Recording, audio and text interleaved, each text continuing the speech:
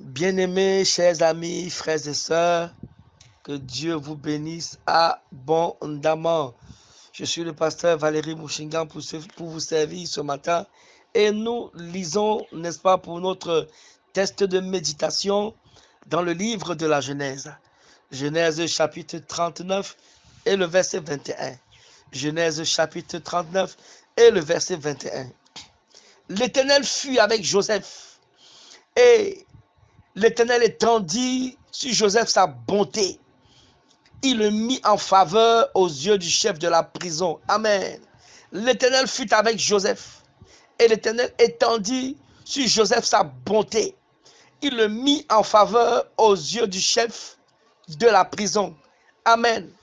Ah, bien-aimés, chers amis, la faveur de l'Éternel, la faveur de l'Éternel, c'est un mot extraordinaire. Vous et moi, nous devons comprendre quelque chose. Ce qui distingue un homme dans cette vie, c'est la faveur de Dieu. C'est la faveur divine. Ce ne sont pas nos diplômes, ce ne sont pas nos connexions, ce n'est pas nos comptes en banque. Non, ça s'appelle la faveur divine. Alors ceux qui pensent que c'est par leurs propres efforts qu'ils sont arrivés là où ils sont aujourd'hui, croyez-moi, ce n'est pas vrai. Ils ne pensent pas bien. Ils se trompent en réalité. Parce qu'il y a des gens plus intelligents et plus sages qu'eux. Vous entendez? Mais pourtant, ils ne pourront jamais atteindre leur niveau. Donc, tu n'es pas arrivé là où tu es par ton intelligence. Tu n'es pas... Certes, tu as fourni des efforts et c'est important, mais nous devons saisir et nous devons comprendre que ce n'est pas notre force. C'est pour ça que la Bible dit dans le livre de Deutéronome, il dit quand tu seras riche, quand tu auras un compte en banque, quand tu vas manger, tu seras rassasié, quand tu vas construire des maisons, garde-toi de dire que c'est ta force, c'est ton intelligence, c'est ta sagesse qui t'ont fait acquérir ces choses. C'est très important. Vous entendez? La faveur divine, c'est ce qui va vous qualifier ce mois au nom de Jésus. La faveur divine, c'est ce qui va vous qualifier dans cette deuxième partie alors de l'année dans le nom de Jésus. La faveur divine, elle est importante. Vous entendez? Plus importante que la force humaine. Oui. Alors, comment pouvons-nous comprendre que des hommes, des généraux, des hommes de guerre, vous entendez, ils ont eu peur d'affronter un homme comme Goliath, un homme qui a défié la main de l'Éternel. Tenez-vous bien, pendant 40 jours, mais un petit berger du nom de David, que personne ne connaît, vous entendez? Mais il était connu de l'Éternel et il connaissait l'Éternel. Nous sommes en train de dire ce matin que vous devez connaître l'Éternel et vous devez vous assurer que l'Éternel vous connaît. Alléluia. Et cet homme-là, c'est lui qui a terrassé, cet homme qui ne connaissait pas les stratégies de guerre. Il est arrivé sur les lieux et il a terrassé Goliath. Vous entendez? La lutte, le combat entre Goliath et lui n'a même pas duré 5 minutes. Vous entendez? Des gens ont eu peur pendant 40 jours. Et ce monsieur arrivé, en 5 minutes, il avait fini l'affaire. Écoute-moi, toi qui m'écoutes ce matin.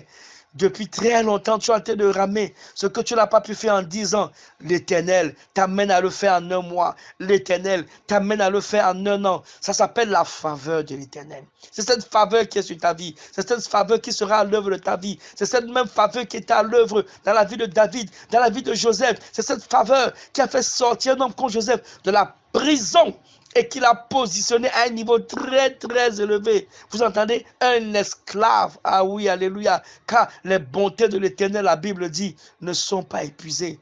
Oui, ses compassions ne sont pas les thèmes, mais l'Éternel les renouvelle chaque matin. Oh, que sa fidélité est grande. Si Joseph est sorti de la prison dans un pays étranger, vous aussi vous sortirez de la captivité. Là où vous trouvez, je décrète et je déclare en ce moment que vous êtes bénis. Je prie pour toi qui m'écoutes ce matin, ou quel que soit ce moment de la journée, je prie que l'Éternel manifeste sa bonté, que la bonté, la faveur de l'Éternel te localise là où tu te trouves dans le nom de Jésus. Je décrète que tes contrats, tes activités, ta maison est bénie, tes finances sont bénies, tes projets sont bénis. Ces projets-là dont tu cherches depuis longtemps le financement, maintenant, par la faveur de l'Éternel, tu reçois le financement au nom de Jésus. Je décrète, je déclare de la même manière que l'arche de l'Éternel est arrivée dans la maison d'Obed-Édom, a été une source de bénédiction pour sa maison, pour sa famille, pour son pays.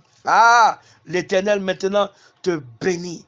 Oui, Tout ce que tu fais maintenant est béni au nom de Jésus. Je décrète et je déclare de la même manière que l'Éternel, le Seigneur a donné l'insomnie au roi Assyrus.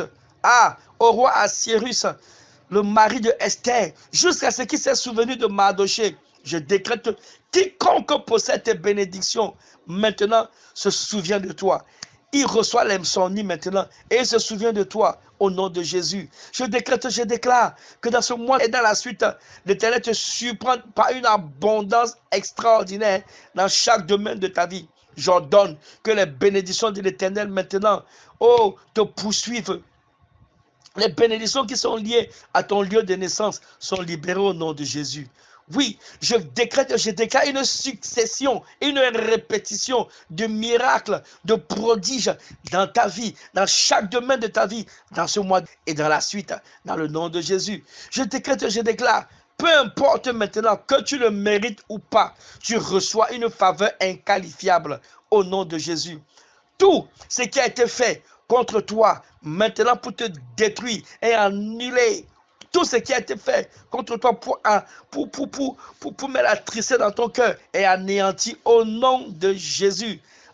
L'Éternel plante dans ta vie toute forme de bonnes choses maintenant qui te feront avancer. Dans le puissant nom de Jésus, la grâce de Dieu abonde dans ta vie.